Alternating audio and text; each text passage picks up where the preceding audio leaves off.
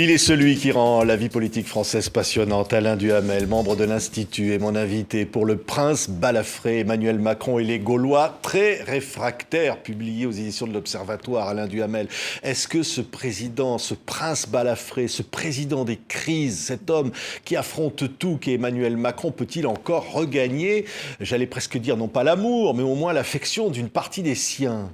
Alors, d'une partie, il a l'affection d'une partie des Français. Mais il faut dire les choses comme elles sont, c'est une partie très minoritaire. Je ne crois pas du tout qu'il puisse inverser l'opinion parce qu'il n'a traversé que des crises et que ce qui se dessine devant nous ressemble encore à des crises.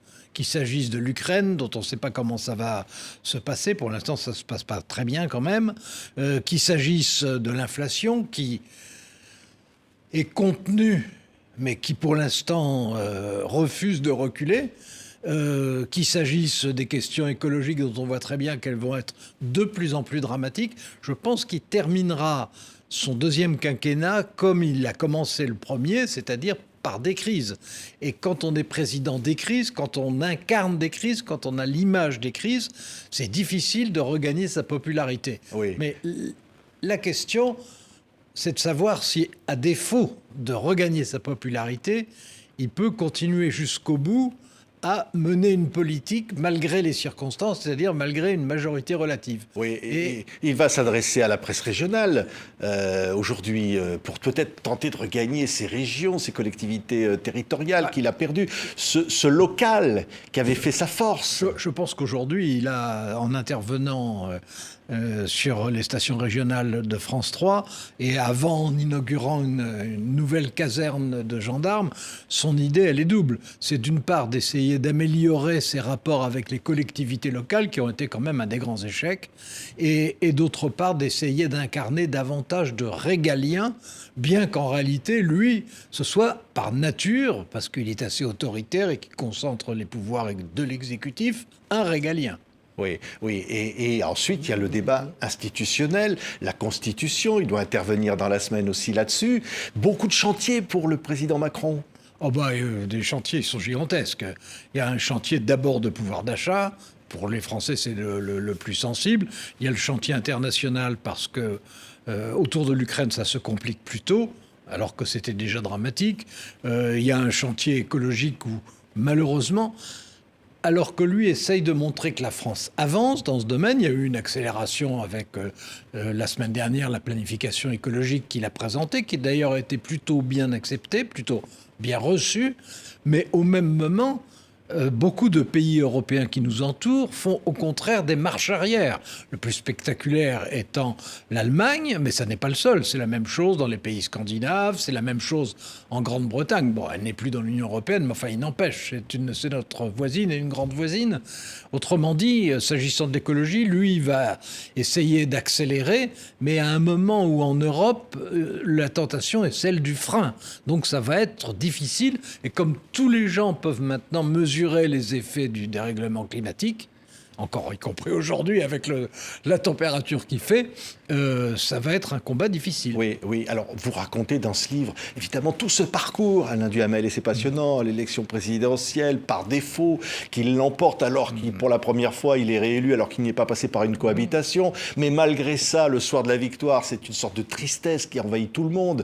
C'est qu'au fond, c'est quoi? C'est un président mal élu, c'est un président mal aimé, et ensuite sanctionné par les élections législatives.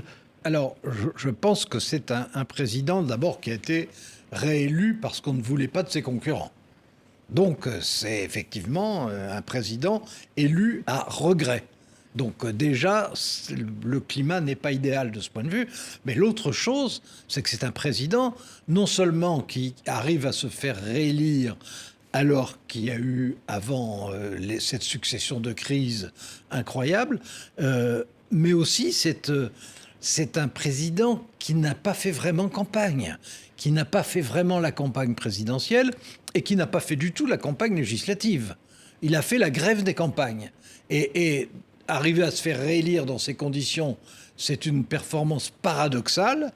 Et en revanche, c'est ce qui entraîne largement la majorité relative dans laquelle il s'est lui-même, non pas ligoté parce qu'il n'est pas ligoté, mais enserré. Oui, une présidence relative, c'est comme ça que Oui. vous la qualifiez.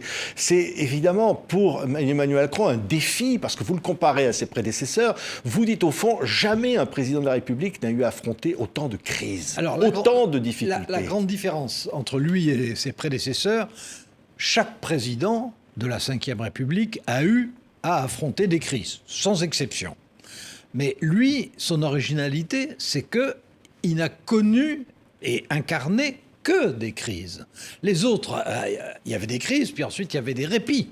Bon, le général de Gaulle, il y a eu l'Algérie, mais ensuite il y a eu une période de prospérité et d'optimisme. Il y a eu mai 68, mais bon, ensuite il y a eu Pompidou, etc. En ce qui concerne Emmanuel Macron, il passe de crise en crise. Alors, on a quelquefois la tentation de dire, mais c'est lui qui les sème, ces crises-là. En réalité, il y a des crises dont il porte une part de responsabilité, par exemple sur les retraites, parce que 2 fois, c'est lui qui a voulu une réforme des retraites. Moi, j'aimais beaucoup mieux la première que la deuxième, d'ailleurs, tout en pensant qu'il fallait une réforme. Mais il n'empêche que là, on ne peut pas dire qu'il n'ait pas une part de responsabilité. C'est lui qui déclenche la réforme. Mais il y a d'autres crises dans lesquelles il n'est pour rien. Ce n'est pas lui qui a fait venir le Covid en France. Et ça n'est pas lui non plus qui a déclenché la guerre en Ukraine. Mais il n'empêche qu'il lui faut néanmoins gérer ces crises. Donc il gère de crise en crise. Et moi, ce qui me frappe le plus, c'est que quand il a été élu en 2017, il y a eu une bouffée d'abord d'originalité, de jeunesse, et il y a eu, ce qui est très très rare en France, un petit temps d'optimisme.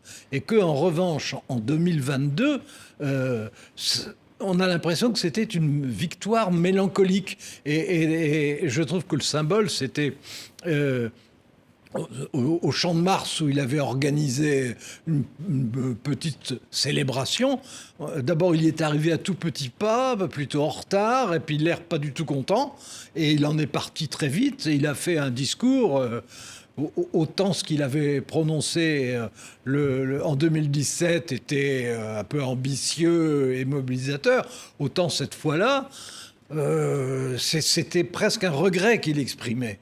Oui, mais vous parlez même de haine à un moment donné, parce qu'il y a contre lui, ce socle qui soutient Emmanuel Macron, qui est une France, on va dire, parfois plus privilégiée que l'autre, et il y a une haine de sa personne aussi, au fond, de ce qu'il incarne. À côté de privilégié, je précise, parce que je pense que c'est quelque chose qui va compter de plus en plus dans les stratifications de la société française, une France surdiplômée.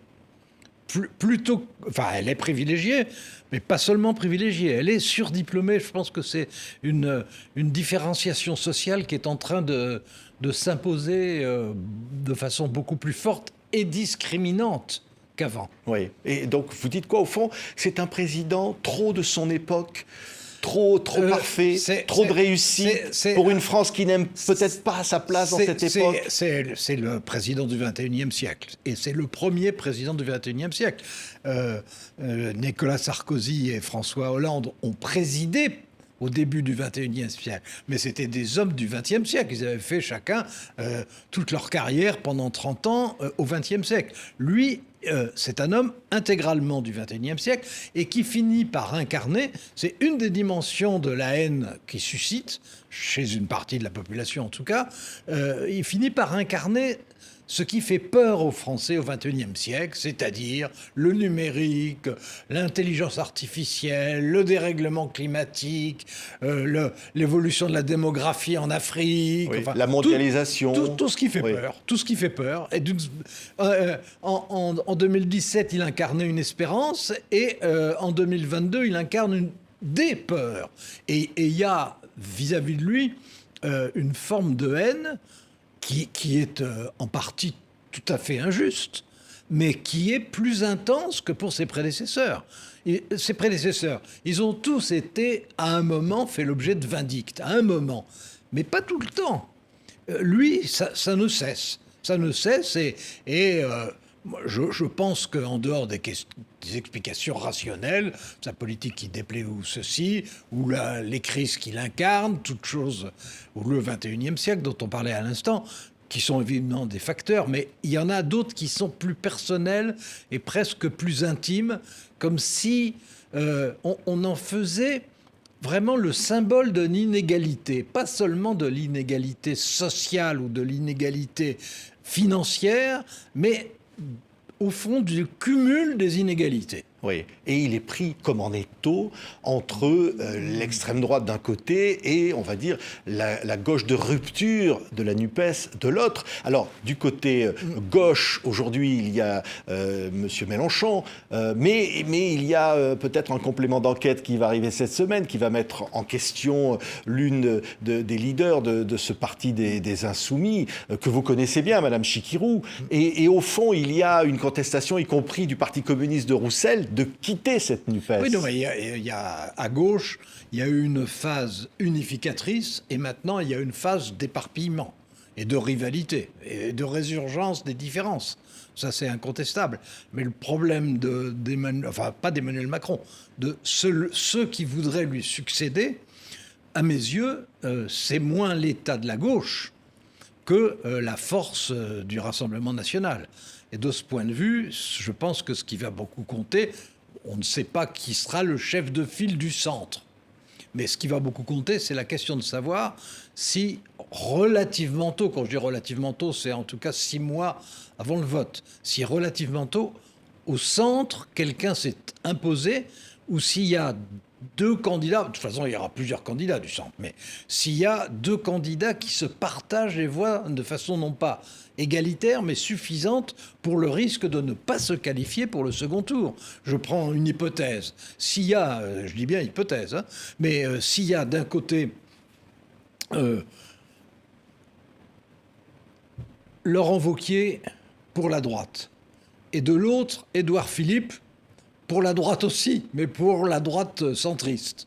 Bon, s'il y a les deux, si par hypothèse, alors là pour le coup c'est encore hypothèse et hypothèse, mais c'est aussi plausible, si par hypothèse Édouard Philippe avait 15 ou 16 et Laurent Wauquiez 8 par exemple, et que à gauche ils atteignent 16-17 et que Marine Le Pen, elle, soit au-dessus de 25, ben c'est simplement le candidat du centre ne sera pas qualifié. Donc c'est impératif qu'au centre, enfin impératif pour que ce soit quelqu'un du centre qui succède à Emmanuel Macron, donc un héritier, il faut qu'il y en ait un qui vraiment s'émancipe d'abord pour ne pas apparaître comme le dauphin et ensuite s'impose de façon nette. S'il y a 2 candidats en état de rivalité arithmétique, alors là, c'est Marine Le Pen. Oui. Oui, mais je revenir sur Mme Chikirou. Vous avez débattu longtemps avec elle. 18 Complément mois, d'enquête 18 mois. révèle des SMS, des propos, des insultes homophobes ou une gestion autoritaire à l'intérieur du parti où elle serait extrêmement crainte.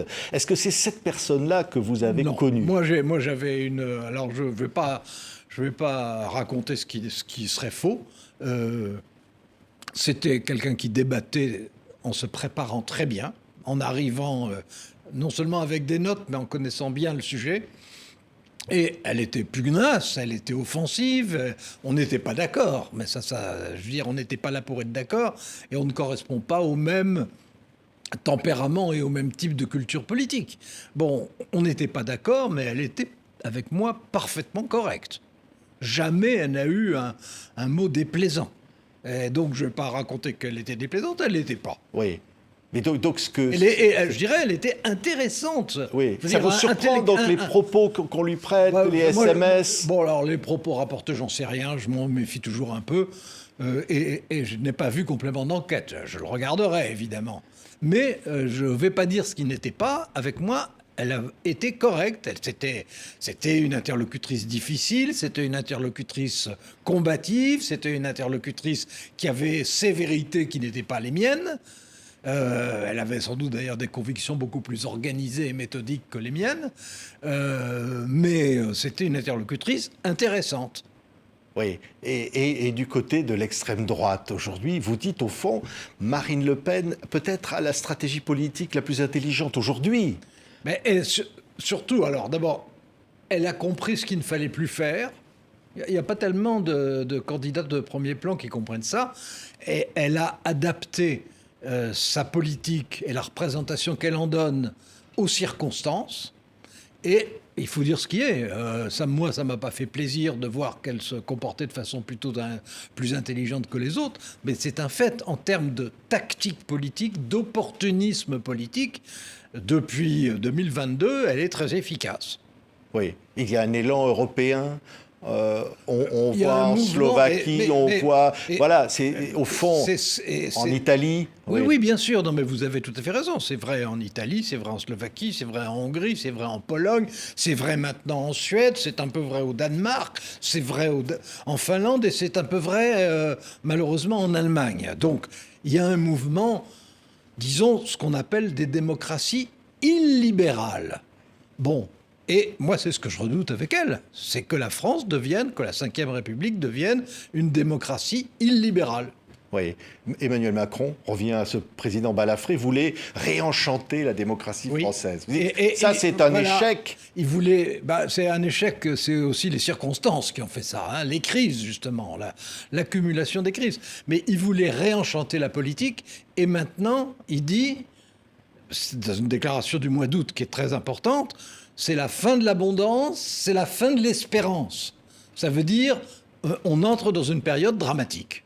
Et la question est de savoir si pour gérer la France après lui, dans une période dramatique, il y aura la personne qu'il faut. Oui, et la France sera assez solide pour affronter ces difficultés. Une France fracturée, vous racontez comment finalement aussi la vie politique à la télévision a dénaturé finalement le débat. Vous dites quelque part, on se comporte comme dans un camp de nudistes. On se dévoile à la télévision. Oui, ça, ce que vous dites. Ce sont les hommes politiques. Oui, absolument. Mais il y a une sorte de dévoilement. Non, mais il y a... Plus si on parle des crises, la crise des banlieues, la crise après la mort du jeune Naël, etc. Il y a un problème de la démocratie française en ce moment, incontestablement. On est dans une crise de la démocratie. Et alors, pour le coup, plutôt plus qu'ailleurs. Bon, et c'est pour ça que ça sera tellement important de savoir qui succédera à Emmanuel Macron. Est-ce que ça sera un thérapeute ou est-ce que ça sera un pouce au crime? Merci. Alain Duhamel, Le Prince balafré, Emmanuel Macron et les Gaulois très réfractaires. C'est un livre absolument fascinant et passionnant, aussi sur l'Observatoire, comme d'habitude. Merci infiniment à Alain Duhamel d'avoir été notre invité.